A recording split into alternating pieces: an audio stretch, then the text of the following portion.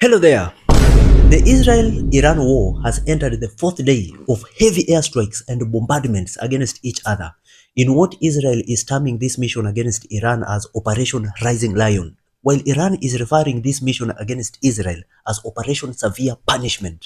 With Iranian missiles, of course, striking again Tel Aviv for the second time, also striking a power plant at the port city of Haifa before dawn this Monday.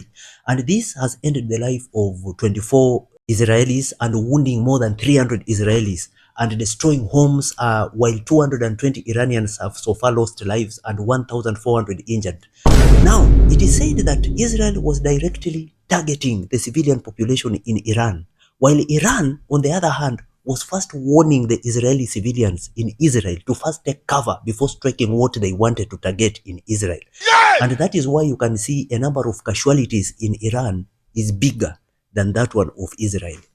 Now, Iran's attack on Israel was after Israel's military again hitting nuclear and military leadership and missile launching facilities and also an oil field with airstrikes in Iran. Because again, Israel eliminated another 4 senior intelligence officials, including the head of Revolutionary Guards Intelligence Unit. That was on the third day in the wake of the fourth day of heavy exchanges.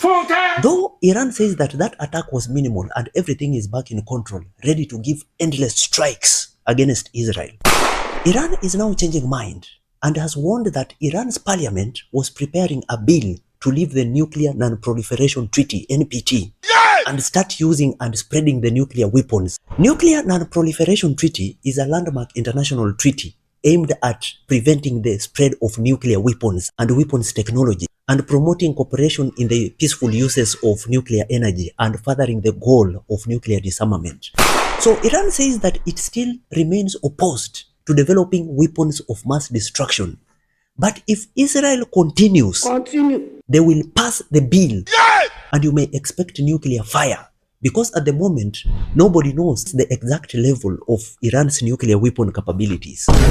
So on the other hand, Israel is presumed to have a sizable nuclear arsenal, but no one can confirm or deny it. And also nobody knows its nuclear weapons capabilities. And remember, Israel is the only Middle East state that has never signed the Nuclear Non-Proliferation Treaty. And this war has made Iran to decode its worst security breach since 1979 Islamic revolutions.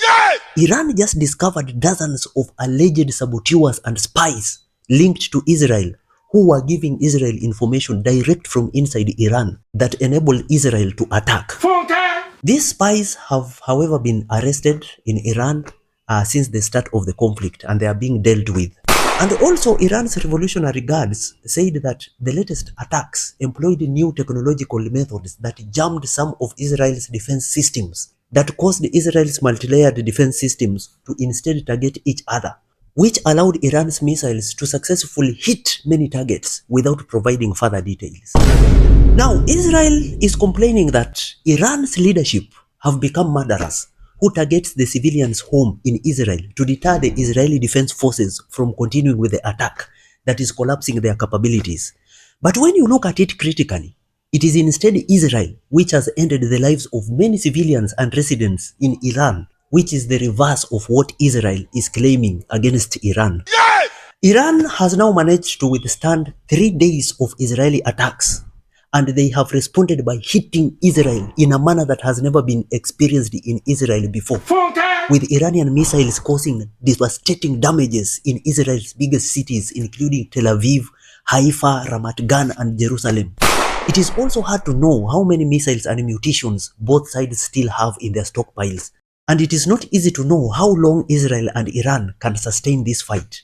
What we do know is that Iran is believed to have the largest missile program in the Middle East, with thousands of ballistic missiles with various ranges and speeds. At the current rate, Iran could likely carry on attacking Israel for weeks, enough time for Israel to experience significant damages. With Israel's population, which is not used to this, after years of only really being exposed to attacks from weaker armed groups like in the Gaza Strip, Yemen, and Lebanon. Now, Iran is also revealing how effective its more advanced missiles can be. Like, for example, they have the Hajj Qasem missile, which was used for the first time against Israel on Sunday. Now, this missile was able to evade Israeli air defenses, and footages from Israel clearly shows the differences in power and speed compared to the older missiles that Iran had used before in the earlier barrages. But coupled with its more standard missiles and thousands of drones, Iran has enough military ability to cause damage for a long time to come. Because Israel's Iron Dome is being severely tested by Iran's missile barrages. Now, Iran is also thinking of closing something called the Strait of Hormuz, which lies between Iran and Oman. And this can immediately stop the transit of millions of barrels of oil a day. Jesus! Oil prices, which have already briefly shot up to around $78 per barrel on Friday before falling back, may rise higher than even $100 per barrel. So the closure of the Strait of Hormuz is a strong card that Iran has to play and is a possibility in a short time possible should the fighting continue. Now, Iranian's government has already made it clear that it will reciprocate if Israel stops its attacks. And it is willing to return to nuclear talks with the US once Israeli attacks come to a stop.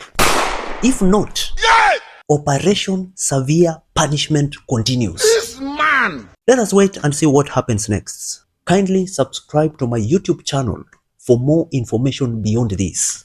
Till next time, bye-bye.